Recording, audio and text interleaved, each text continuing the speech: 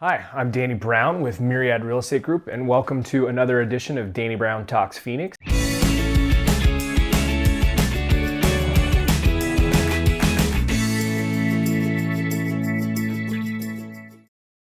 As you can see, things look a little bit different because we are in the midst of a healthcare crisis and everybody is on quarantine and spending time at home. So I am filming this on location at my house. So you'll have to excuse the backdrop and the lack of graphics, but we are doing our best and we're here to kind of give you data of what the first quarter in Phoenix kind of looked like. And basically, you can take everything that you learned in January and February and just throw it out the window. It does not matter at this point because the world is a super different place in the month of April versus what it looked like in January, February, and even half of March. At the beginning of the year, we were, especially my company, we were off to the best start that we've ever had in a year, let alone a quarter. And that kind of all fell apart with the healthcare crisis and the outbreak of COVID-19. I'm sure a lot of you are in the same position. So we can dive right into it and start talking about the numbers. Active listings here in Phoenix right now is only 13,000 homes. So just in the month of January and February, we had like a month's worth of supply on the market. So that's around 7,500, 8,000 homes. And that means that if we wouldn't have listed any new homes at all, we would have sold out in 1 month. Well, fortunately, or unfortunately, this happened and we've seen an increase in inventory. Not a massive increase though, because this time last year, we had over 18,000 homes on the market. So we are still down almost 30% from this time last year. But we're up 20% from last month. So if you're a buyer, that's actually a really good thing. We're coaching all of our buyer clients right now that if you are not fearful of losing your job and you're comfortable, that this is a really good time to buy. Mortgage rates are down. There's less buyers out there in general because there's a lot of people sitting on the sideline or who can't qualify for a mortgage anymore. I think the report just last week were that over 10 million people have now filed for unemployment. That is a huge number, especially when you consider that we had less than 200,000 people filing for unemployment just a few weeks ago. So the pendulum has swung violently in the other direction.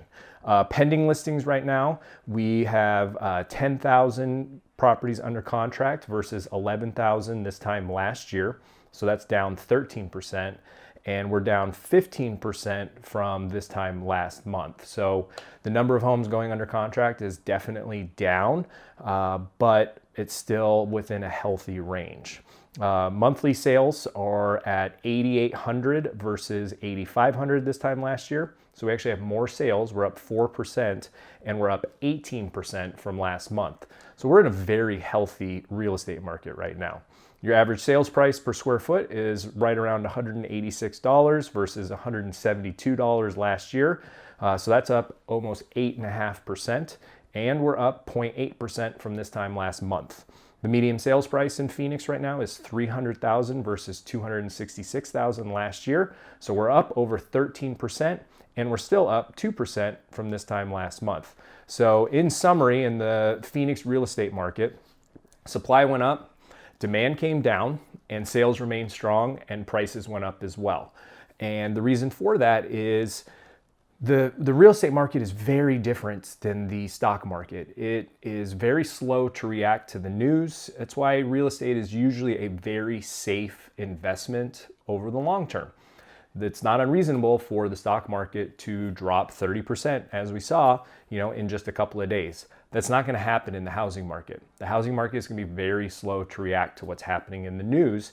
And for something like this, I don't think that we are going to see a massive price drop in the Phoenix real estate market.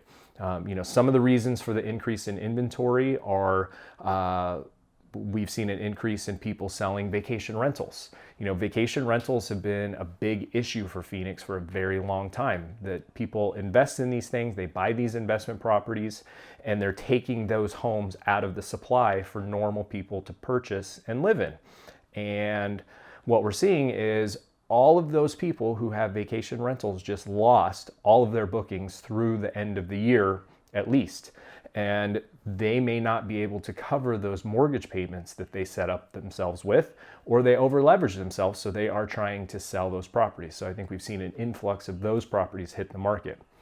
Because of the 10 million people who got laid off, that's nationwide, not specific to Phoenix, but because of all the layoffs, there's now people who were qualified for a mortgage that all of a sudden couldn't qualify for a mortgage. So we had a listing, for example, we were due to close last week, and that buyer got laid off. They no longer qualify for their mortgage. So that is a new listing that's going back to market that's kind of increasing that inventory. So we're not seeing a flood of people adding homes to the market. It's just kind of the natural ebbs and flows of real estate and kind of watching what's taking place.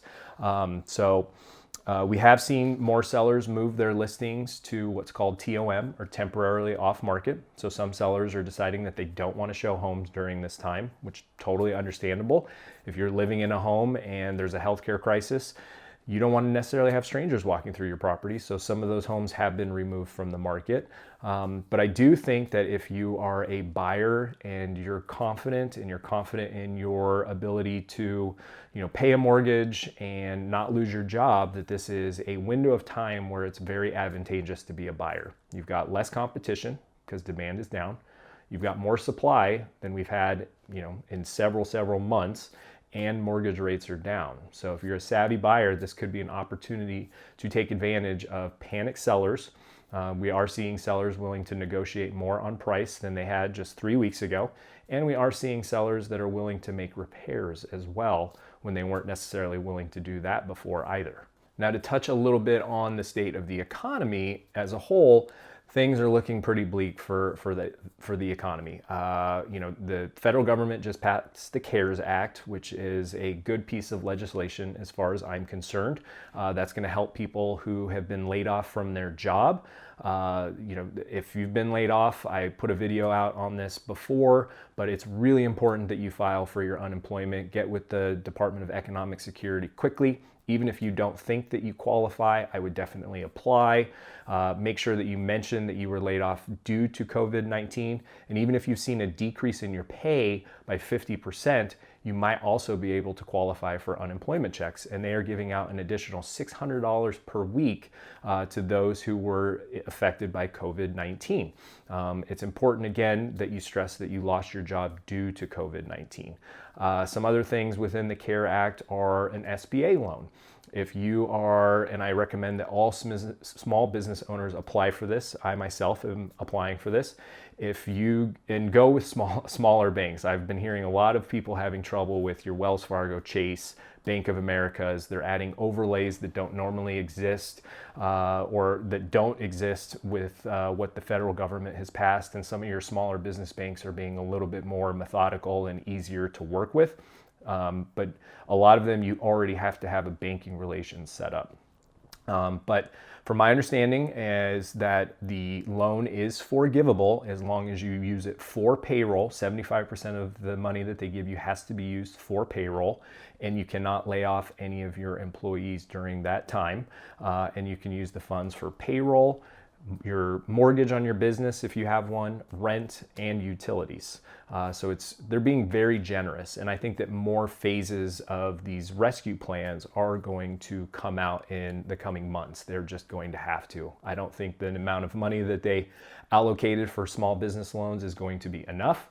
And the checks that they are sending out to everybody that it makes less than $99,000 per year, those also haven't come out yet. So hopefully this stuff starts to trickle in, and I think that that's going to help out a lot of people. I think that's going to help out the economy as well. People will be able to pay their bills.